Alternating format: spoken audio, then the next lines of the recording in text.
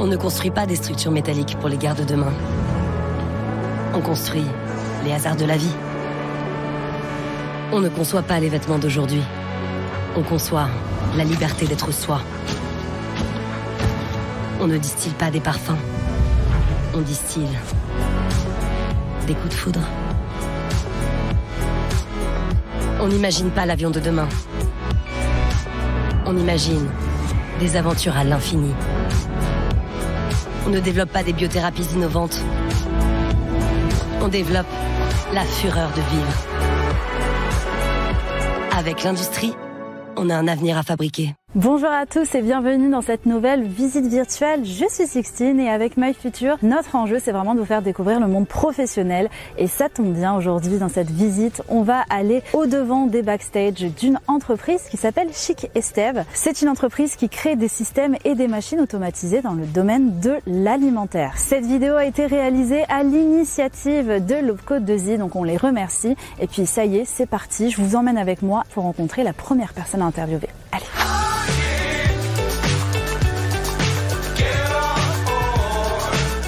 Et pour commencer cette visite virtuelle, je vous propose tout de suite de rencontrer Adrien qui est chaudronnier, soudeur. Bonjour Adrien, comment est-ce que tu vas? Bonjour, très bien et vous? Bah moi ça va très bien. Tu peux me tutoyer, il n'y a pas de souci. Déjà on commence dans un hangar, donc c'est cool parce que je vois plein de pièces un peu partout. Qu'est-ce qu'on fait ici? Chez Chic Estève, on fait de l'agroalimentaire. Donc on fabrique des silos et des cuves et on est quasiment, si je dis pas les seuls, à produire des éléments, donc de la découpe à la fabrication et même à l'assemblage. Ça veut dire que toutes ces pièces qu'on voit vont servir par la suite à faire par exemple de la nourriture? Oui. Okay. Par exemple, on travaille même chez Riant à côté qui font du fromage. Et toi, alors tu es chaudronnier soudeur. Qu'est-ce que ça veut dire? Est-ce que tu peux m'expliquer? Alors, chaudronnier soudeur, c'est l'appellation principale du chaudronnier. Nous, notre métier principal, c'est de savoir former des pièces, donc c'est-à-dire les plier, les rouler, les former au marteau, au maillet. Donc c'est le fameux truc, un peu comme les maréchals Ferrand qu'on peut voir par moment, c'est quand la pièce est bien rouge. Du coup, tu as des machines pour pouvoir t'aider? Oui, par exemple, on a les plieuses, donc ça plie. C'est ça. Les rouleuses également aussi, ça nous permet de faire, voilà, dans tous les cas. On a les perceuses.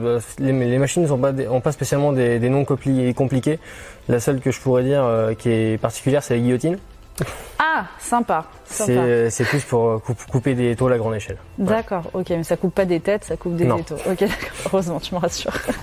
Mais il faut faire attention, j'imagine, il faut de la sécurité. Oui. D'ailleurs, ici, juste pour arriver dans ce hangar, j'ai dû mettre des chaussures de sécurité, mais je vois que tu es totalement habillé. Oui.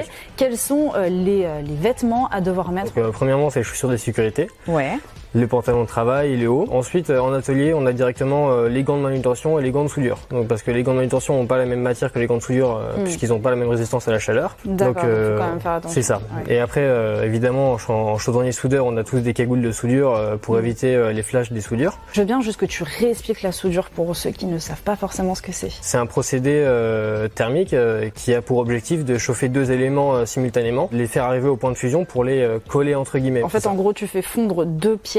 Oui. Que tu vas pouvoir coller comme ça et puis quand ça va justement refroidir, ça va souder. C'est ça. Et tout sera nickel. En fait, tu fais du découpage-assemblage quelque part.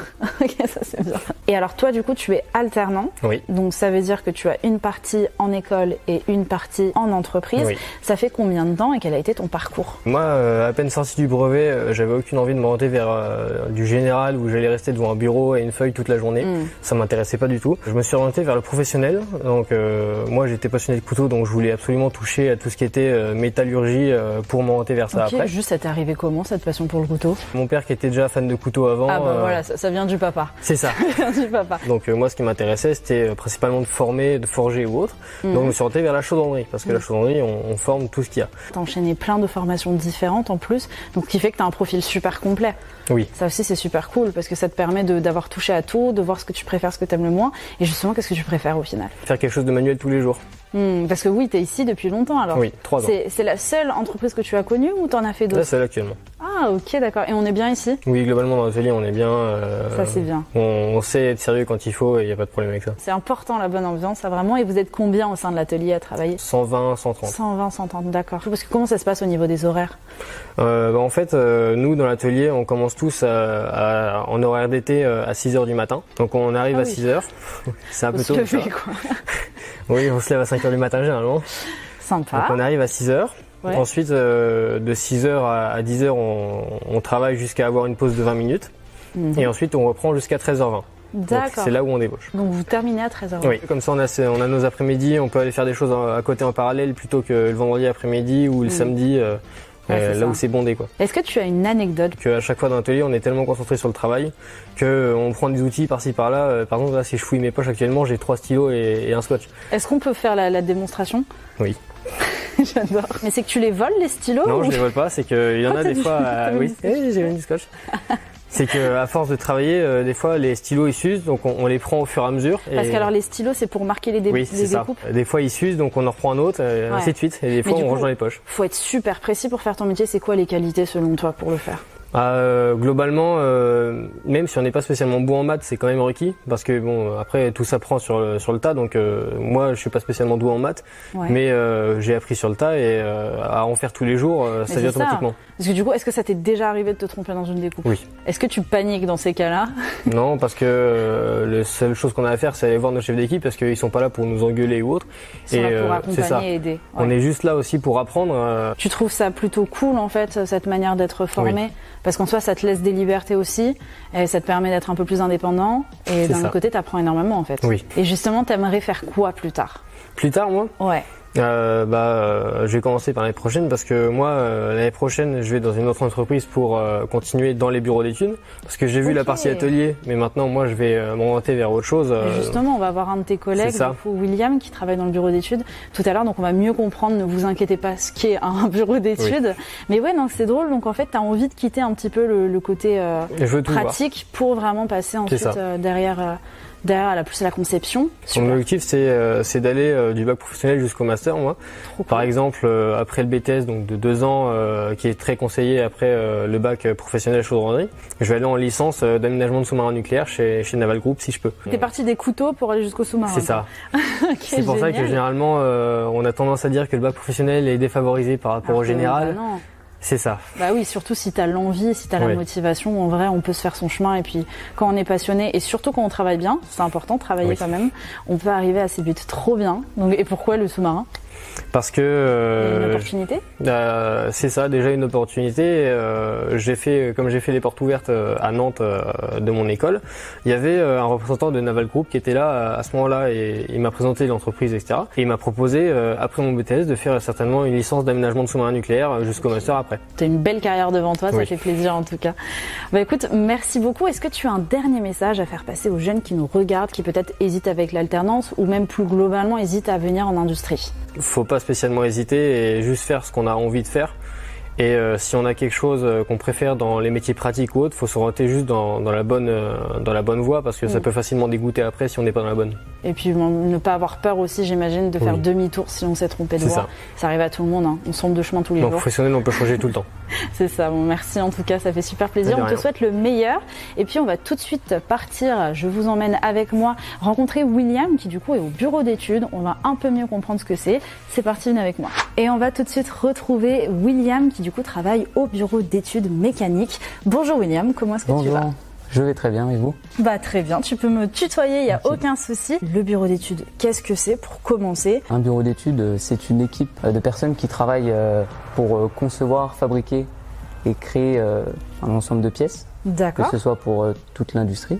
Ok, donc en fait vous êtes un petit peu les têtes pensantes qui vont trouver les pièces de demain pour que la fabrication soit plus simple et marche mieux. Oui. Est-ce qu'il faut être créatif pour faire ce métier? Ouais, il faut avoir un bon niveau de créativité en soi et surtout y aller, foncer. Parce que si on prend trop de temps, on a le patron derrière qui va pas être content. Voilà. Donc il faut être créatif et rapide. Alors au sein de ton bureau, tu as plusieurs personnes. Tu dis que tu as ton patron, du coup, ton chef. Oui. Il y a qui d'autre qui va travailler avec toi? Du coup, j'ai mon chef. Et j'ai également des collègues à moi qui sont projeteurs, c'est-à-dire qu'eux vont faire la gestion de projet. D'accord. Donc en gros, ils vont discuter avec le client, voir avec le client. Ils vont voir comment mettre en place la chose et toi, tu as un peu la tête pensante. C'est ça. Et avec ton équipe, vous allez devoir trouver comment... Comment installer différentes pièces dans l'entreprise du client. D'accord. Ok, intéressant. Ça veut dire que tu connais très bien presque toutes les machines qui sont à la fabrication? C'est ça. Donc là, si je te dis par exemple ça, c'est quoi? Alors on l'appelle un cyclofiltre. Cyclofiltre. Alors son nom est assez simple, c'est parce qu'il a une forme de cyclone en bas. Okay. Et il sert de filtre. Et c'est vous qui donnez les noms? Oui. Oui. Oh, c'est trop bien. C'est pas moi personnellement, mais. C'est tous ensemble ou il y a une personne en tout cas en charge de ça pour. Quand on crée une machine assez spéciale. Ok. Vous pouvez faire des noms rigolos un peu ou pas? Non, souvent c'est quand même tiré vraiment de sa fonction principale. Purée. Là, j'avais presque trouvé le métier de mes rêves, je suis dégoûtée. Et du coup, donc tu travailles en industrie. Oui. Pourquoi ce choix? Toutes mes études ont fait en sorte que je travaille dans l'industrie. Aujourd'hui, c'est dans l'industrie agricole, mais je peux travailler dans l'industrie mécanique, aéronautique, agricole. Vraiment, c'est très vaste. Il y a plein de possibilités différentes de pouvoir travailler là-dessus. Ok, ça c'est cool. Mais bon, j'imagine qu'à chaque fois, il faut réapprendre chaque fonction mécanique, chaque machine. Et donc là, ça prend plus de temps. C'est ça. Chaque domaine a ses spécialités. Il faut s'y intéresser, quoi. C'est ça. Pour être sûr d'y arriver, sinon c'est compliqué. Il faut pas changer tous les ans, j'imagine. Le temps de s'y connaître bien. Ouais. Est-ce que tu avais un rêve quand tu étais petit? Est-ce que tu avais un autre métier que tu voulais faire? C'est vrai qu'au début, je voulais devenir ingénieur dans l'informatique. Ok, c'est pas si loin en soi. Hein. Oui, il y a quand même un rapprochement entre l'informatique et la mécanique. Et c'est au moment de passer au lycée où j'ai eu un coup de cœur au niveau de la mécanique. Trop bien, et comment ça en général, et du coup, t'as découvert ça comment? Vraiment par le pur hasard. Le stage de 3e. Important celui-là. Voilà, le stage de 3e où j'ai intégré une entreprise d'ingénieurs. Okay. Et du coup, j'ai pu y voir travailler des ingénieurs informatiques, mécaniques, enfin dans plein de domaines. Et du coup, vraiment, celui qui m'avait le plus la mécanique. plu, c'est la mécanique. C'est pour ça qu'on dit à chaque fois les stages, c'est super important, même que ce soit de l'alternance aussi. Ça professionnalise et ça permet de voir la réalité du terrain, parce qu'on voit pas forcément quand on est dans les livres. Peut-être dans les livres, c'est un peu plus compliqué. Et en 3e, t'étais quel type d'élève? Tu préférais plus tout ce qui était manuel, ou au contraire, t'aimais les études? Comment ça se passait? À ce moment-là, j'aimais encore les études. Ouais. Pourquoi? Il y a eu un moment de switch. Qu'est-ce qui s'est passé? Raconte-moi. Au lycée, là, ça a été un peu plus compliqué. Ok. C'est à ce moment-là où j'ai décidé de rentrer dans le monde de la mécanique. Et du coup, j'ai intégré le STI 2D. C'était un bac STI 2D. C'était un bac technologique. Oui. Et en gros, je suis rentré directement dans le dur de la mécanique. C'est-à-dire, on faisait de l'usinage, de la conception sur ordinateur et même de l'éco-conception. Où on regardait l'empreinte carbone de notre fabrication. Donc l'impact environnemental qu'on va avoir. Et c'est là où vraiment je suis tombé amoureux de cette matière-là, mais d'autres matières générales. Ouais, où là ça a été la descente aux enfers. Quoi. Voilà, c'est ça. Et après le lycée, du coup j'ai continué à m'orienter dans la mécanique. Et je suis parti en DUT, en GMP, génie mécanique et productique. Merci. Je l'avais pas. Là, c'est vraiment que de la mécanique pure et dure. Et du coup, vu que j'étais déjà un passionné, je me suis envolé et j'ai été épanoui. Est-ce que tu as des envies d'évolution par la suite? Justement, tu nous parlais d'autres domaines que tu peux rejoindre facilement. Là, pour l'instant, je suis bien. Mais c'est vrai qu'en sortant de mes études, j'avais pour vocation un peu plus d'aller dans le domaine de l'aéronautique. Enfin, c'est un domaine qui me plaît. Ouais, mais c'est passionnant. Ouais. Je sais pas, ça m'attire. Donc pourquoi pas? Pourquoi pas par la suite? L'avenir, ouais. Et au niveau des horaires, ça se passe comment? Alors du coup, ici, on est assez souple. On peut venir le matin entre 8h et 9h. On a une bonne marge pour arriver. Donc on n'a pas besoin de se presser. On va pas risquer un accident pour arriver au travail. Ça, mais tu dois partir plus tard du coup? Mais je pars plus tard. Donc généralement, je fais du 8h, 17h. Et donc on parle de bureau d'études, mais est-ce que tu passes ta vie enfermée dans un bureau ou est-ce que parfois tu vas sur le terrain? Ça dépend des entreprises. Ici, on a un côté fabrication. Donc ça m'arrive dans la journée d'aller y faire un tour. Et qu'est-ce que tu vas y faire justement? Par exemple, si j'ai des questions sur un moyen de fabrication, des capabilités, donc c'est-à-dire est-ce que la production pourra fabriquer la pièce que je suis en train de dessiner ou pas? Et ça, tu es obligé d'aller voir les personnes justement qui sont au quotidien avec ces machines, qui vont avoir l'expérience de pouvoir te dire bah là non, c'est pas réalisable, ça va être trop compliqué, et d'autres qui vont te dire ah ouais non, ça c'est plus pratique de faire comme ça. C'est ça. Donc en fait c'est vraiment un travail d'équipe. C'est un travail d'équipe. Faut être sociable. Oui, totalement. Si t'as pas trop envie de parler aux gens, en général, ça risque d'être compliqué. Être à l'écoute de aussi les personnes qui travaillent sur ces machines pour avoir les retours. Est-ce que parfois il y a des pannes? On a eu une panne récemment qui a causé un léger souci. Je sais pas si vous avez entendu parler du virus chez Microsoft. Il y a un mois. Personne n'a pu travailler en fait parce qu'à cause de Microsoft qui buguait, en fait forcément il y avait plein de trucs. Vous voyez, il y avait plein de chaînes de fast-food ou quoi que ce soit qui pouvaient plus faire les commandes ou de banques qui pouvaient plus donner d'argent. Enfin, c'était un peu la panique. Vu qu'on travaille en équipe, on est sur un réseau internet pour partager nos fichiers et nos documents. Vu que ce jour-là, Internet a été coupé, on a été dans l'indisponibilité de pouvoir travailler toute cette journée. On a été renvoyé chez nous. Ok, non mais trop bien, ouais. Autre question, sur ton, là, pour justement dessiner les plans que tu vas avoir à faire, est-ce que tu le fais en version papier ou est-ce que tu fais via un logiciel? Alors non, maintenant on le fait quasi plus, je pense, en entreprise sur papier. Maintenant on fait essentiellement sur ordinateur. Okay. Après, bien sûr, durant les études, on apprend à le faire sur papier. Oui, bah forcément, au cas où, si un jour ça arrive, s'il y a une panne de Microsoft, tu peux pouvoir dessiner les plans. D'accord, donc il faut être bon en dessin, ou est-ce que tu penses que même si on est nul en dessin, on peut y arriver? Non, même si on est nul en dessin, ça va. Oui, il n'y a pas besoin de dessiner des chefs-d'œuvre. C'est super, ok, trop bien.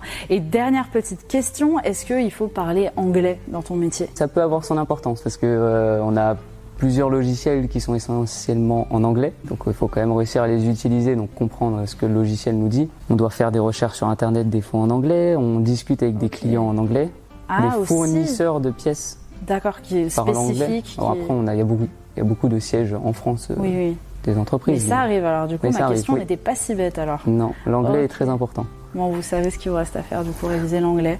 Désolée, j'aurais tenté. Je m'attendais pas à ce que ce soit le cas, mais bon, en même temps, il y a plein de moyens d'apprendre l'anglais maintenant, donc on compte sur vous. Qu'est-ce que tu pourrais dire aux jeunes là qui nous regardent et qui aimeraient rejoindre ton métier? Eh bien, qu'il y a beaucoup de différents métiers qu'on peut intégrer avec les études que j'ai fait, par exemple en génie mécanique productique. Il n'y a pas que le bureau d'études mécaniques. Il y a la qualité, la maintenance. Il y a des travaux manuels.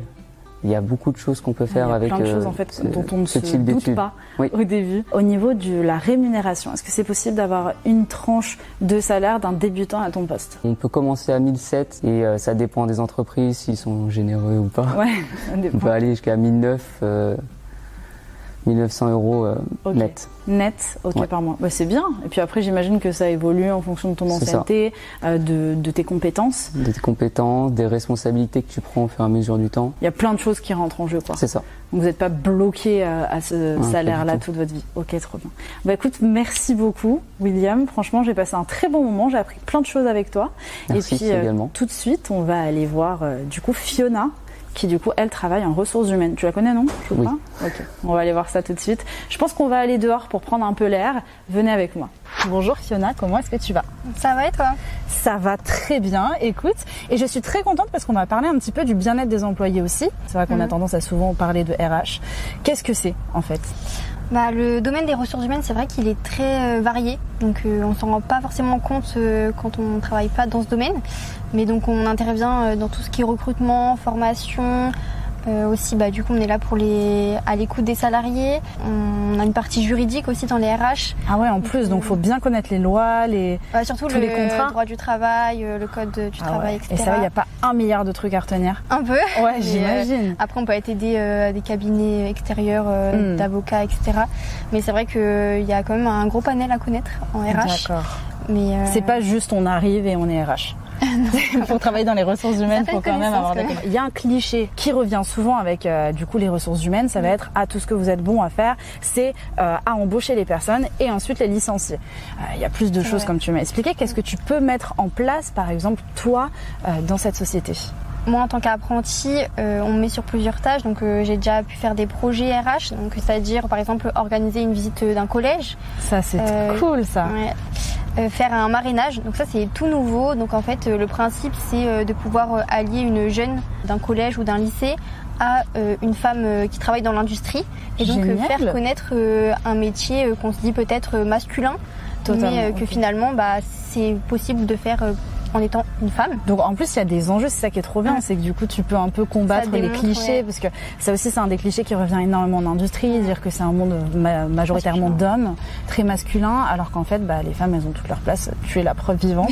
Et de faire découvrir aussi aux jeunes, parce que c'est vrai que on n'a pas la connaissance de tous les métiers. Mais moi la première quand moi aussi, hein.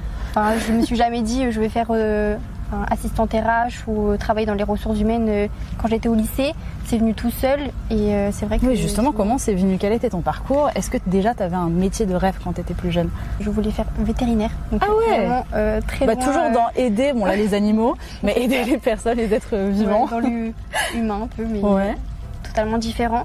Mais c'est venu en faisant des études. Quand j'étais au lycée, j'avais pris une option donc qui était management. Et en fait, j'ai découvert aussi les RH dedans. Puis après, j'ai fait un bac plus technologique. D'accord. Donc STMG, donc sciences technologiques du management STMG. Et de la gestion, voilà. Et il y avait une option ressources humaines, donc c'est là où j'ai choisi cette option. Et après, ça m'a découvert plu, tout un et truc. du coup, j'ai continué dans ce domaine. Est-ce que ça a été dur de trouver une alternance?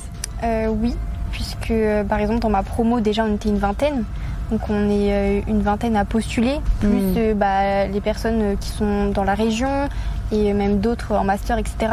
Donc il y a beaucoup de concurrence, si je peux dire. Enfin, j'avais bac plus 1 quand je suis rentrée ici, donc c'est vrai que sans expérience, sans grosse connaissance non plus, c'est vrai que c'est compliqué de trouver une alternance, mais après il faut se mettre sur les réseaux sociaux. Il y a LinkedIn, il y a Indeed, il y a plein de réseaux sociaux qui nous permettent aujourd'hui de voir des offres. Professionnellement, Oui, voilà. Du coup, tu as démarché aussi des employeurs via par exemple LinkedIn. Oui, super. Ça. Et ça a porté ses fruits. Oui, trop c'est comme bien. ça que du coup notre responsable recrutement de notre site m'a tombé contacté. sur toi. Voilà. Génial. Donc j'ai pu trouver mon alternance ici. Pourquoi avoir choisi l'industrie? Parce que c'est toi du coup qui a démarché l'entreprise. Est-ce que tu visais déjà de travailler en industrie ou est-ce que tu pouvais faire d'autres domaines? Et c'est un peu pas par défaut, mais tu t'es dit pourquoi pas, on m'a tendu la main, je me lance. Alors c'est pas moi qui ai démarché l'entreprise, c'est l'entreprise qui m'a démarché. Ok. Donc je connaissais pas du tout le domaine de l'industrie à part par mes parents, c'est tout. Mais c'est vrai que j'avais aucune idée de ce qui se... Dans quoi tu te lançais? Dans quoi je me lançais. Mais je me suis dit que le poste me convenait, c'était polyvalent, c'était ce que je recherchais. Et donc, Et tu t'éclates? Oui. Ah, ça c'est super. Ouais. Et donc tu as des collègues aussi? Tu travailles avec qui? Donc on est 4 dans mon service, donc il y a ma responsable et on est 3 assistantes RH. D'accord. Et ça va, l'ambiance est bonne? Oui, très bonne. Et les autres assistantes RH, elles sont aussi en alternance ou pas du tout? Non, donc il y a plus une chargée RH qui est plus aussi sur la partie paye et une autre assistante RH qui fait du général. Donc alors, ton métier aussi, on va essayer de voir s'il y a un autre cliché qui passe ou pas. Est-ce que c'est un métier uniquement de bureau face à un ordinateur? Non, pas uniquement. C'est très humain, les RH. Il faut aller au contact de nos salariés. Plus on parle à nos salariés, plus on peut éventuellement révéler des problématiques ou aller... Parce que c'est ça aussi, en fait tu actes un peu pour le bien-être des salariés, mettre en place des choses qui puissent un peu les aider et être à leur écoute aussi. Ouais, qui puissent travailler dans un environnement de travail. C'est ça. Mais comme tu parlais tout à l'heure, tu parlais de formation, il y a aussi le fait que si par exemple un employé vient te voir et te dit j'aimerais monter en grade ou ce genre de choses, tu peux essayer de leur trouver des formations pour pouvoir les aider à atteindre leur but. Ouais, on est là aussi pour les accompagner dans leur évolution professionnelle, qu'ils puissent aussi sentir un sentiment d'appartenance à l'entreprise. C'est ça, d'être soutenu, c'est important pour se sentir bien dans le métier qu'on exerce. Ok, trop bien. Déjà, c'est super, il y a plein de choses à apprendre sur ton métier. Je veux bien maintenant savoir un peu les horaires. Donc, tu es en alternance, donc tu as des horaires fixes normalement. C'est ça. Tu fais quoi comme horaire? Donc moi je fais des horaires de journée, 8h, 17h. Après ici on a des horaires un peu plus flexibles. Donc ça veut dire que si je peux arriver, j'ai 1 heure de flexibilité le matin, je peux arriver à 9h et repartir à 18h, du coup c'est en décalage. Tu t'arranges en fonction. Qu'est-ce que seraient les qualités pour quelqu'un qui aimerait travailler dans les ressources humaines? Pour moi les qualités pour travailler dans les ressources humaines, il faut quand même avoir un peu de discrétion. Parce que c'est vrai que c'est un métier où vous travaillez, il y a beaucoup de données confidentielles, donc il faut savoir être discret sur ça, savoir être polyvalent aussi. Donc c'est vrai que des fois on a des situations qui arrivent, on ne les a pas forcément prévues, donc il faut savoir s'adapter aussi. Et rebondir. Ouais, voilà, et rebondir à certaines situations. Voilà, ok, très bien. Et au niveau de la rémunération, combien est-ce que tu es en tant qu'alternante? Alors nous, c'est un pourcentage du coup du SMIC. Ok. Et du coup, moi, en fonction de ton âge et ton expérience. Et aussi de la branche, parce que c'est vrai que la branche joue aussi. Donc la métallurgie, c'est vrai que c'est une des meilleures branches pour les rémunérations des apprentis. Ok, bon à savoir ça, notez bien. Du coup, moi je suis à 80% du SMIC. Ce qui représente à peu près, tu l'as de tête? En net, environ 1400. 1400, ok. Bah, très bien, c'est cool pour commencer aussi, c'est bien. Qu'est-ce qu'on peut te souhaiter pour la suite? De trouver un master qui me plaît. Ouais. Et de pouvoir évoluer aussi, peut-être plus tard avoir un peu plus de responsabilité. Toujours dans l'industrie? Oui, voilà. Et pour terminer, est-ce que tu aurais un dernier conseil pour les jeunes qui nous regardent, notamment vis-à-vis des ressources humaines? C'est un milieu qu'on ne connaît pas forcément beaucoup. Comment tu pourrais un peu les inviter à rejoindre ce milieu?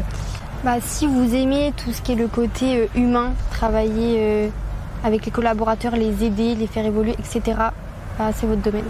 Trop bien. Bon, moi c'est clair. On t'essaie de trouver un super master en tout cas. Et puis je sens que t'es bien lancée, donc c'est un métier d'avenir. Ça c'est bien. Et puis nous, on se dit à très bientôt pour une prochaine visite virtuelle, un live métier ou encore un atelier. Moi j'ai adoré découvrir un peu plus de choses sur cette entreprise. J'espère que vous aussi. N'hésitez pas à inonder les commentaires de vos avis. Et puis voilà, on se retrouve sur les réseaux sociaux. Bonne journée à tous et à très vite.